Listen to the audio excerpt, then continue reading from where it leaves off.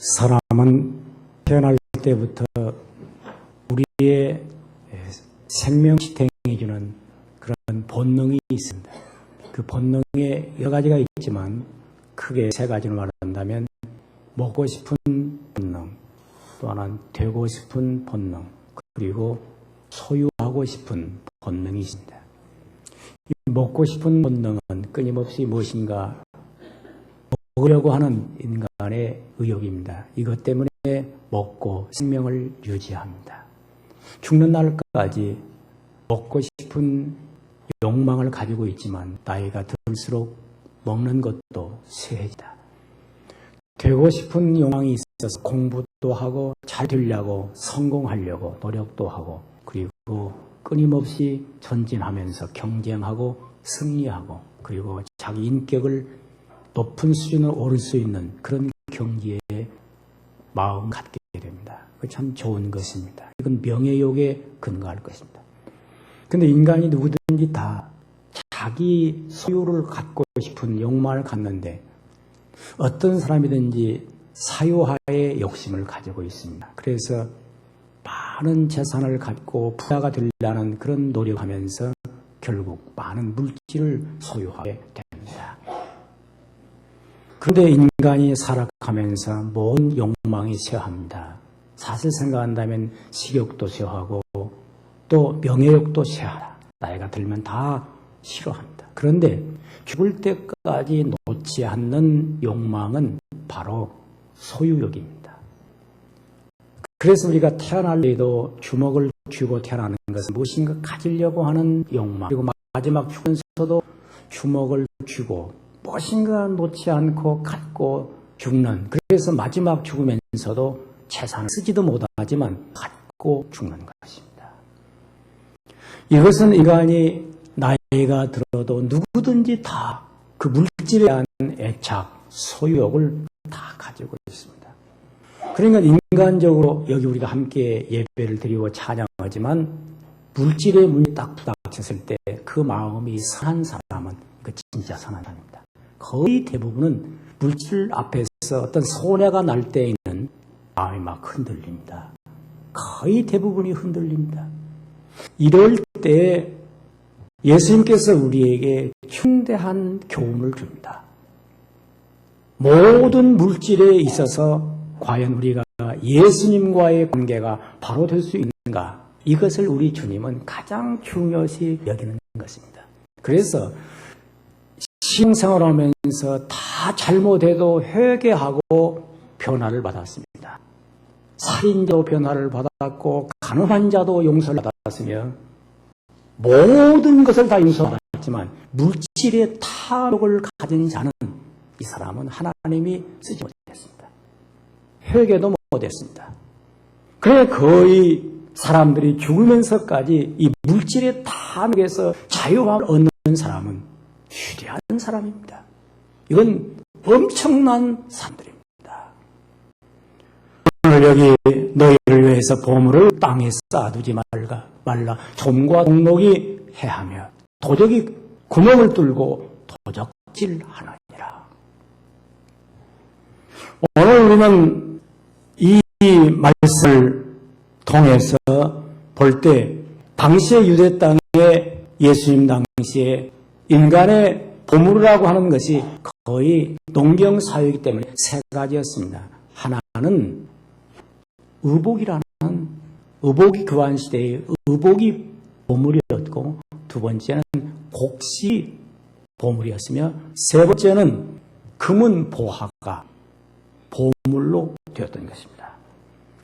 그래서 당시에 우리나라와 같이 전쟁이 심하고 또 어려운 것 때문에 피난 가면서 큰 항아리에 의복도 담아서 감추고 가고 또 곡식도 담아서 감추고 가고 금은 보화도 깊이 감추고 도망을 가거나 피난을 갔습니다. 돌아와서 항아리를 열고 봤을 때 의복은 조모 상했고 곡식은 벌레들이 먹어서 상해버렸고 그리고 결국 이게 금은 보화도 녹슬고 더 나아가서는 도적이 들어와서 훔쳐하기 때문에 다 잃어버리고 남는 것이 없었습니다. 섰습니다. 그래서 예수님께서 너희를 위해서 보물을 땅에 쌓아두지 말라. 거기는 조문과 동로에 하며 도적이 구멍을 뚫고 도적질을 하느니라. 이렇게 말하고 있습니다. 조문, 옷에 대한 부패성과 그리고 상함을 주는 그러한 이제 말씀인 것입니다. 촘이 실른다는 것입니다. 어떤 의복도 아름다운 의복이지만 이것을 상하게 만드는, 이 세상은 상하게 만들고 부패하게 만드는 그런 요소가 있다는 것입니다. 그뿐만 아니라 어떤 곡식도 삽입하면 그 곡식을 좀이 들어와서 이게 계속 먹고 바퀴벌레가 먹고 무슨 벌레가 먹어서 없어지고, 여기 동록이라는 말은 녹이 쓴다는 말이지만 다른 말로 말하면 먹는다는 것입니다. 곡식을 먹어요. 벌레들이 먹는다는 것이죠. 결국 다 없어진다는 것입니다. 보석이나 어떤 것도 결국 세월이 가면서 이것도 녹슬고 상하지 금이라고 해서 변하지 않는 건 아니라는 거예요. 또 다른 말로 말하면 이것은 도적이 뚫어 없어져 가는 무서운 인간의 비극이 있습니다. 잠언 23장 5절에 보면 정령이 재문 날개를 내어 하늘에 는 독수리처럼 날아갑니다. 계속 날아갑니다. 그래서 돈이라고 하는 말이, 물론 영어로는 money라고 그래요. 그래서 뭐니 해도 money가 최고다. 그런데 우리나라 사람의 이 돈 관념이 미국보다 조금 더 좋은 것 같아요. 이 돈은 돈다 해서 돈이요. 이 돈이 돈이 없다고 그러지 않습니까? 계속 돌아. 아무데나 하는 거예요.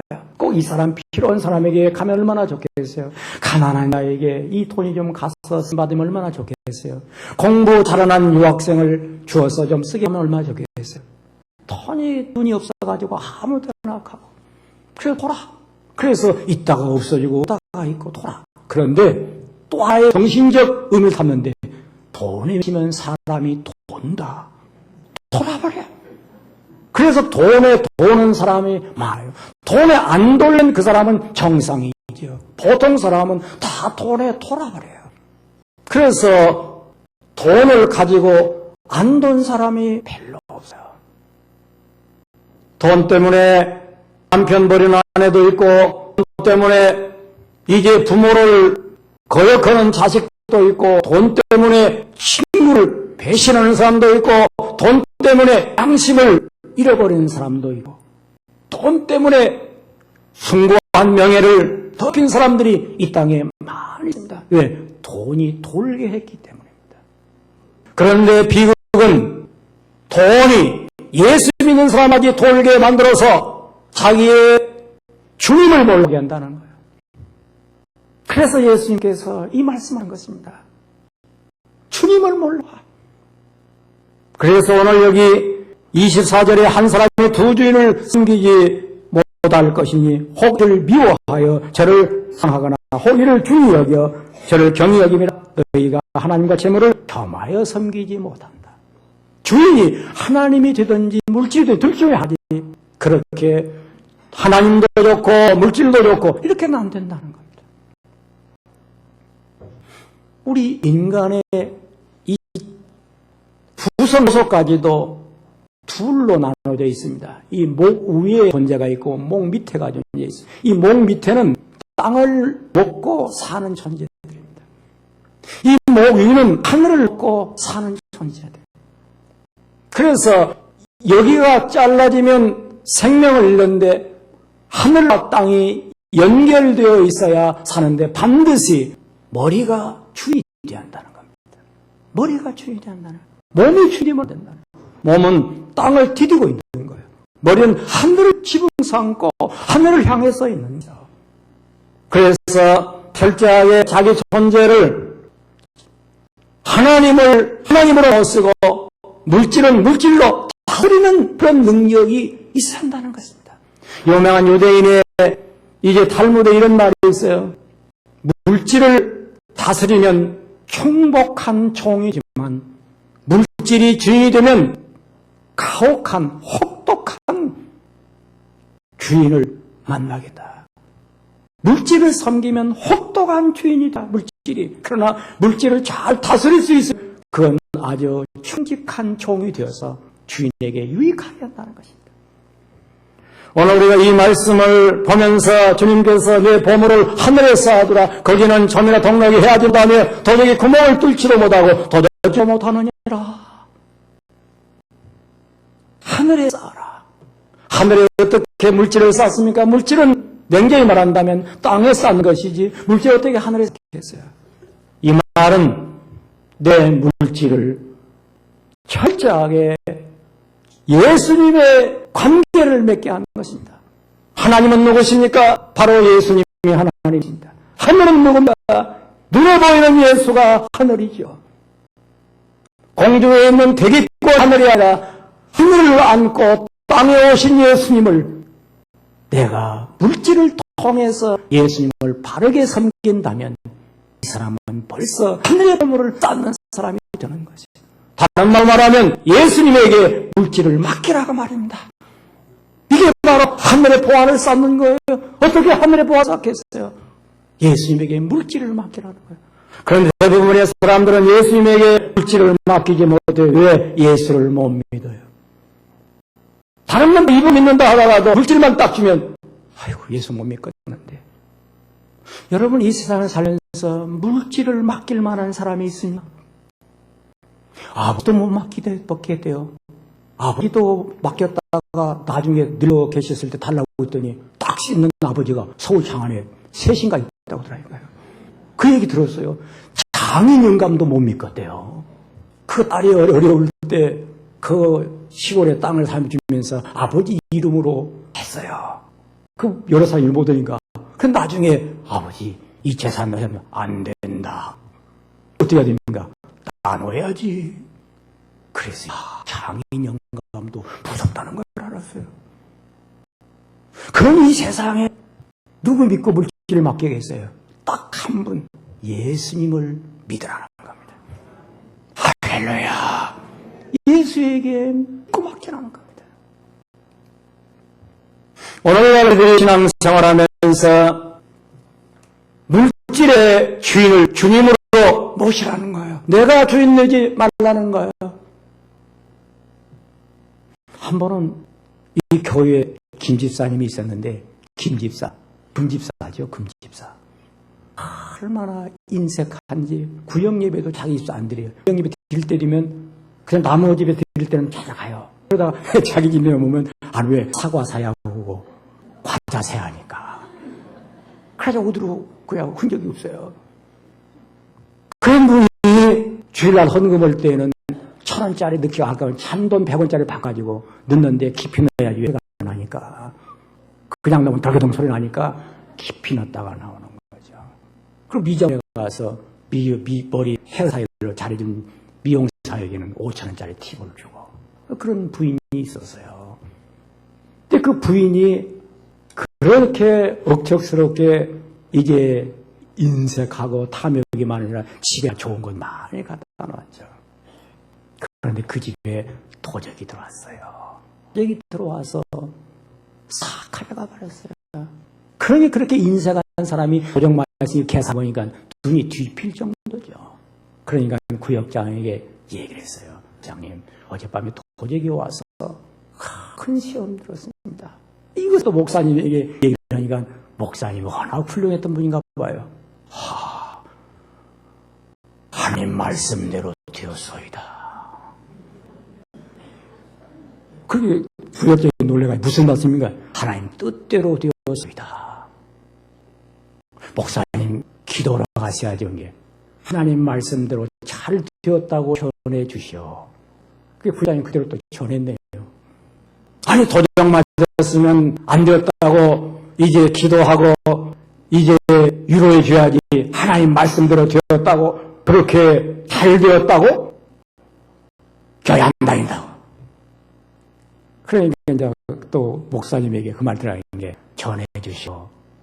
자, 주님이 사랑해서 말씀을 특별히 적응해 주었으니 기뻐하라고 전해 주시오. 어디가 그런 말씀이 있느냐고 물으니까 마태복음 6장 19절을 읽으라고 그랬어요. 너희를 위해서 보물을 땅에 쌓아두지 말라. 거기는 점과 동록이 하며 도적이 구멍을 뚫고 도적질 하느니라. 그 말씀대로 되었다 그 말입니다. 여러분, 땅에 쌓는 건 반드시 잃어버릴 때가 옵니다. 어느 때 잃느냐? 마지막 인생이 끝날 때 다 내게서 떠납니다. 그래서 이런 말이 있어요. 땅의 보물을 많이 쌓는 사람은 결국 주님과 세월이 갈수록 멀어진다. 왜? 그걸 다 잃어버리게 될 때. 자기 존재를 다 잃어버린 거야. 그게 주님과 참으로 멀어진다는 것입니다. 유명한 미국의 이제 한 분의 표현입니다. 번개가 나타나면 천둥이 뒤따르듯 번개가 치면 천둥이 뒤따르듯 하나님의 은혜가 번개처럼 임하면 그 속에 천둥 같은 감동이 올 것이다. 오늘 천둥 치는 감동이 오기를 축원합니다. 여러분의 가슴마다 하늘로 메아치는 감동 무엇인가 있을 것입니다. 그 감동을 받고 번개치고 천둥치면서 벼락치는 감동이 하늘의 은혜요. 수많은 사람들이 인생을 살아가면서 자기의 과거를 회상하면서 언제나 마음속에 변화를 받아야 됩니다. 요한 예술가가 집에 불이 났어요. 그러니까 한 사람이 달려와서 불이 나서 혼자 다 타버렸습니다. 잠잠히 있더니 그러는 거야. 내 집은 불난 일이 없어. 단 주님의 집이 불탔을 뿐이요. 그래서 조금 부담이 될 뿐입니다.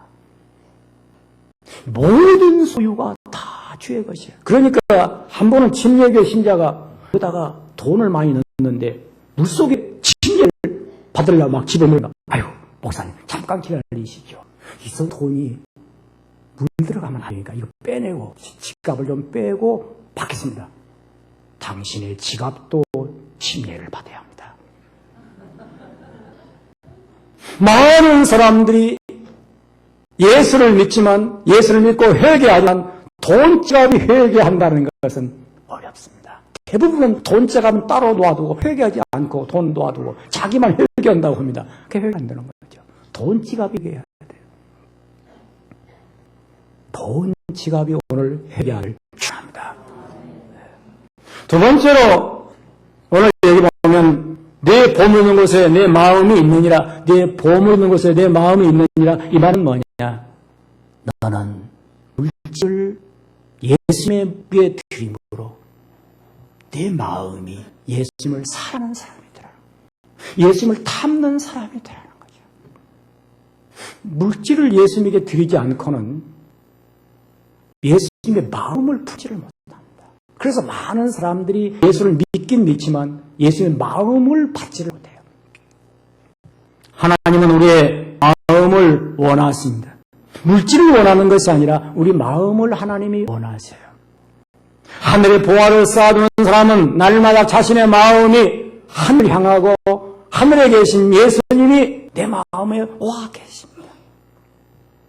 자신의 보화에 쓰러지는 생애를 보낸 사람은 당연히 절망하게 될 것이나 반면에 자신의 보화를 향해 점점 가까이 주께로 나아가는 생애를 보내는 사람들은 결국 엄청난 하늘의 기쁨을 얻게 될 것이다.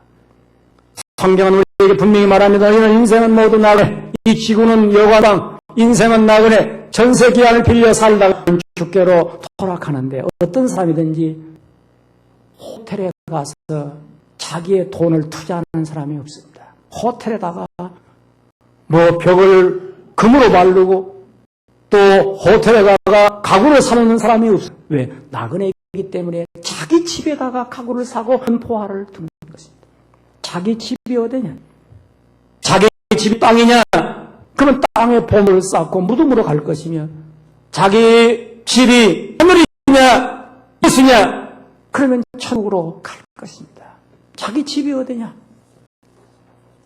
저는 그저께 밤에 놀라운 물겨운 한 사건을 체험했습니다. 우리 손자 아이가 이제 30개월이 넘었는데 이 아이가 이제 자기 집을 알았습니다. 206동 603호 이걸 왜 왔어요? 그래가지고 우리 집에 오더니 냉장고를 딱 여니까 아마 수박이네. 그 수박을 꺼내는 거야. 어찌 그러니까 은주 내 집으로 은주 내 집으로 그러면서 그 수박을 끌고는 문 쪽으로 나가는 거라. 이 무거우니까 막 밀고 끌고는 가는 거야. 그걸 보면서 눈물이 나는 거야. 어쩌면 어린 것이 벌써 제 소유를 가지고 자기 집으로 가져가는 거야. 그래서 제가 그걸 보면서 충격을 받았어요. 이 어린 것도 제 집을 찾아서 수박을 가지고 그래 가져가라. 그러나 마음속으로 이런 생각합니다.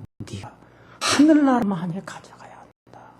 하늘나라로만이 가져가야 한다. 여러분, 우리가 인생을 살아가면서 자기 집에다가 쌌으나 자기 집으로 노인 할머니는 노인정에 가서 먹도 못 오는 거 싸가지고 막 들고 집으로 가져갑니다. 내버릴지라도 가져갑니다. 교인들도 무엇인가 들고 집으로 간다. 집은 자기의 사는 것, 자기 보물을 담는 것. 그래서 나의 집이 어디냐? 내 보물 있는 곳에 내 마음이 있다. 네 마음이 하늘에 있느냐? 하늘 집을 삼고 있느냐? 하늘로 보물을 쌓을 거야. 그러기에 오늘 우리 마음속에 참으로 주님을 사랑한다는 주님께로 말을 가져와요. 저는 며칠 전 수동교회 목사님으로부터 조용기 목사님의 주일 헌금 얘기를 듣고 충격을 받았습니다. 토요일 날이 되면 주일 헌금을 위해서 정성다운 기도를 드리고 정성을 담아서 매주 헌금을 그 액수를 내가 여기서 할 수는 없지만 제 얘기를 딱 듣고 저도 목사로서는 헌금을 많이 하는 목사라고 스스로 생각하고 있습니다. 그 얘기를 듣고는 위대한 목사는 주님을 사랑해서 하나님 앞에 보물을 쌓는 그 마음이 다르다는 걸 알았어요. 저는 처음 들었어요.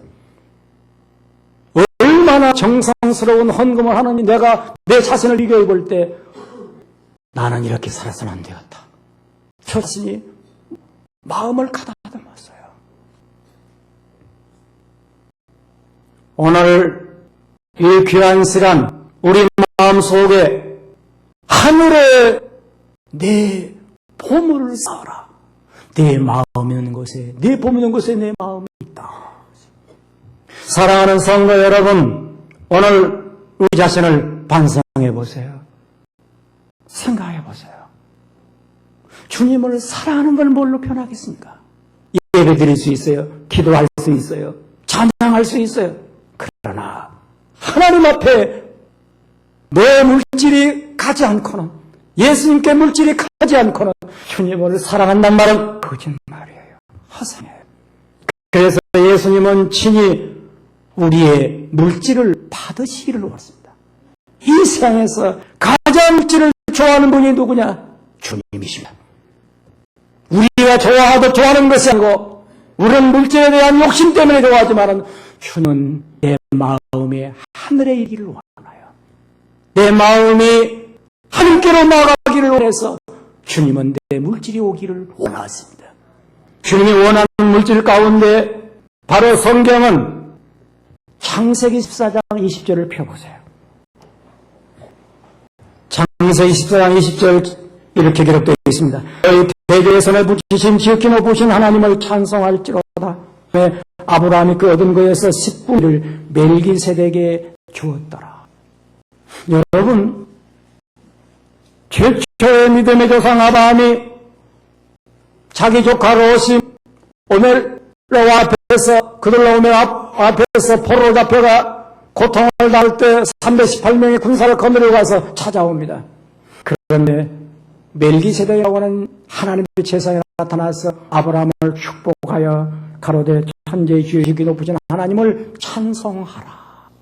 찬송하라니까 아브라함이 찬송을 부른 게 아니고 자기 10분의 1을 멜기세덱에게 주었어요. 좋은 것에서, 여기 얻은 것이라는 말은 좋은 것에서 10분의 1을 멜기세덱에게 주었어요. 멜기세덱에 대하여 성경은 뿌리서 7장에 이렇게 해석하고 있습니다. 그는 하나님의 지극한 제사장으로서 그는 이게 살렘 평화의 왕이요, 살렘 왕이요, 지극히 높으신 하나님의 제사장으로 여러 인간적 기도하는 아브라함을 만나 복을 빈자라. 아브라함 일체 10분의 1을 그에게 나눠줍니다. 그 이름을 번역한 즉 첫째 의의 왕이요 살렘 왕이니 곧 평강의 왕이요 아비도 없고 어미도 없고 족보도 없고 시다가 날도 없고 생명의 끝도 없어 하나님의 아들과 방불하여 항상 제사장으로 있느니라. 누구냐? 구약에 나타난 예수님이셨어요. 그러니까 아브라함이 예수님에게 11조를 드렸습니다. 왜 11조를 드립니까? 예수를 만나기 위하여.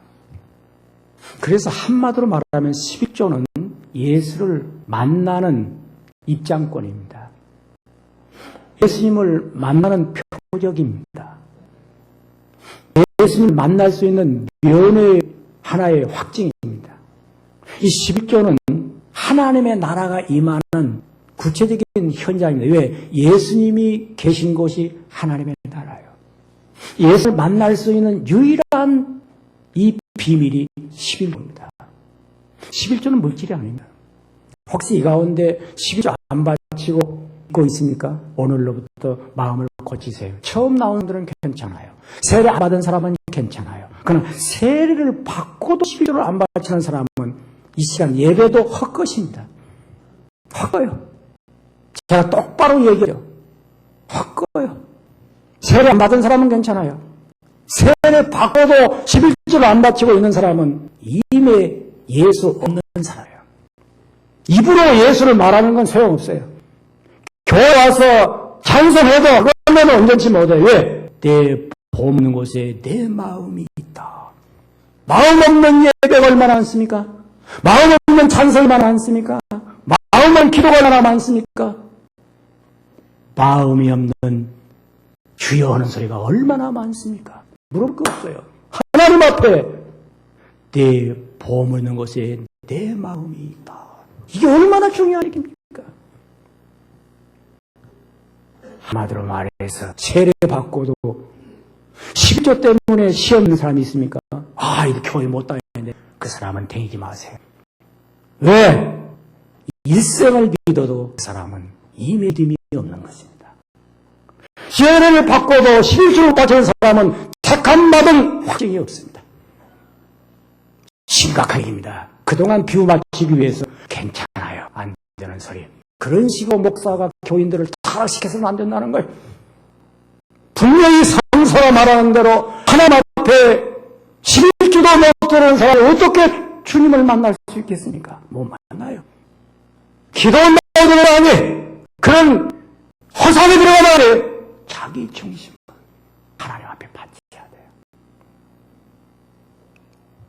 유명한 세계적인 부자 록펠러. 아마 여러분들이 잘 알 겁니다. 하도 록펠러 얘기를 많이 해서 그의 위대한 물질의 축복으로 2000년 교회사에서 최고의 복을 받았는데 그가 그런 복을 받은 비밀이 두 가지였습니다. 하나는 물론 그 어머니의 유언에 따라서 언제나 교회 오면 앞자리에 가서 예배를 드려라. 목사님 말씀에는 절대 순종해라. 세 번째는 11조를 바쳐라. 그 신앙의 유언 때문에 그런 11조를 어렸을 때부터 바쳤지만 또 하나 있었어요. 성경을 읽었어요. 성경 읽는데 창세기 11장 3절을 읽는데 이런 말이 나옵니다. 이에 벽돌로 돌을 대신하며 역청으로 진흙을 대신하고 역청이 얼마나 이 바벨론 땅에 많은지 역청은 진흙을 대신해서 벽돌 사이사이를 다 메꿔가면서 쌓아 올렸다는 거죠. 역청이란 말이 헬라어로는 카파라는 말인데 영어계는 아스팔트로 되고 콜탈, 아스팔트로 되어 있습니다. 그러면 아스팔트라는 건 뭐냐? 석유에서 나오는 그 자질로 결국은 이 아스팔트를 만드는 거예요. 이 석유에서 나온다는 얘기입니다. 야, 이 성경을 읽으면서 영감이 막 번개처럼 떠오르는 거라. 록펠러가 무슨 생각이 떠오르냐면 역청, 얼마나 역청이 많으면 벽돌을 만들었을까. 반드시 역청이 많다면 그 역청 있는 그 지하에는 석유가 있을 것이다. 그래서는 스탠다드 이게 석유 회사에 지금 이라크 일대를, 중동 이라크 일대, 물론 그 일대를 조사토록했습니다. 여기 창세기 11장은 바벨탑을 쌓는 그 장면인데 중동 지역에 있었던 사건이기 때문에 스탠다드 석유사로 이제 탐사 잡으시겠습니다. 그런데 결국 석유가 수없이 매장되어 있다는 걸 발견해서 이게 전 세계의 최고의 부여가 되는 것입니다. 어디서 성경을 읽다가 어떻게 실제를 바친 사람은 성경을 읽는 눈이 다릅니다. 안 바치고 읽는 사람은 눈이 어두워서 안 돼요. 여기서 그 다음에 성경이 바로 나오지 않습니까? 무슨 말입니까? 눈은 몸에 등불이니 그러므로 내 눈을 성하면 온몸을 바를 것이요. 돈을 얻어진 사람은 성경이 읽어봤자 안 보여요. 돈에 눈을 얻은 사람은 부모도 봐야 부모로 안 보여요. 돈에 눈을 얻은 사람은 목사 보아도 제 목사로 안 보여요. 돈에 눈을 얻은 사람은 국민이 보이지 않아서 잣대기를 하는 걸. 돈에 눈이 얻은 사람은 사람을 사람으로 보지 않고 죽이지 않습니까? 돈에 눈이 얻은 사람은 성경을 읽어도 성경이 보이지 않아요. 록펠러. 예수님에게 물질을 드린 그 눈을 가볍게 눈을 열었어요. 역청이라고 해서 히틀러도 치아에서 석유를 캐내기죠. 오늘 끝으로 우리 한 가지 생각해야 됩니다. 예수님의 물질로 예수님의 생명 살려야 합니다. 하나님께서 나를 번성케 하신 건데 생활 수준을 높이는 것이 아니라 헌금 수준을 높이기 위해서 나에게 부여를 주는 것입니다. 하나님은 나에게 사업을 주는 것은 소비하는 일을 높이는 것이 아니라 우리로 하여금 베풀게 하기 위해서 사업의 복을 주시는 것입니다. 하나님께서 우리에게 더 많은 돈을 줄 때가 있습니다. 그때 축복이라고 생각하면 큰 시험 빠집니다. 뭐라고 생각해야 되느냐? 하나님은 나를 시험하시는구나. 어떻게 하나님을 위해서 더 쓸 수 있는가를 시험하시는구나. 그리고 다 부도나버리고 늙어서 다 잃어버리고 하나님 앞에 진리기에 있었을 때 쓸 것을 후회한들 그건 소용없는 소리입니다. 하나님이 주실 때 하나님을 위해서 쓸 수 있는 사람이 되어야 됩니다. 1888년 노벨은 스웨덴 화학자서 다이나마이트를 발명하고 생산하여 큰 부자가 되었습니다. 그런데 형 루드비는 프랑스에서 어느 날 사망했습니다. 신문 편집자는 그의 형과 동생을 구별 못하고 이렇게 기사화했습니다. 죽음의 상인 알프레드 노벨 드디어 죽다. 그러면서 사람을 죽이고 돈을 벌어 부자가 된 사람으로 자기 자신을 묘사해 놓은 것을 보았습니다. 그런 충격을 받았습니다. 그리고 자신의 유산을 인류의 선한 일과 평화를 위해 일하는 사람과 역사를 살리는 공헌한 사람들에게 상금을 수여하도록 전부 다 국가에 헌납했던 것입니다. 그 상금은 노벨상으로 지금까지 내려오고 있습니다. 수없는 사람들이 그 상금을 받고 있습니다. 어떻게?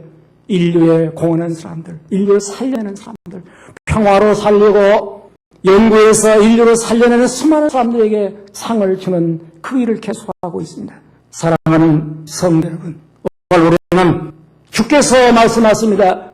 내 보물을 땅에 쌓아두지 말라. 거기는 점과 동록이 하며 도둑이 구멍을 뚫고 토하느니라. 그러므로 너희는 너희 보물을 하늘에 쌓아. 거기는 점과 동록이 해하지 못하며 도적이 구멍을 뚫지도 하고 도둑질도 못하느니라. 너희 보물 있는 곳에 내 마음이 있느라. 우리의 마음이 예수께 있기를 축원합니다. 기도하겠습니다. 주님 감사합니다. 주님 찬양합니다. 주님 영광을 드립니다. 오늘 우리들을 사랑하셔서 불러주시고 말씀 주셨사오니 말씀이 번개처럼 스치가 쓰고 주여 천둥처럼 내 가슴을 울리게 하시며 주여 수없는 내 축복된 창마디로 쏟아져서 내 생을 소생하게 하시고 내 사업을 일으켜주시며 내 가정을 복되게 하시고 우리 자녀들이 다 땅에서 형통케 하옵소서. 주님의 놀라운 은혜를 감사하옵고 예수 이름으로 기도하옵나이다. 아멘.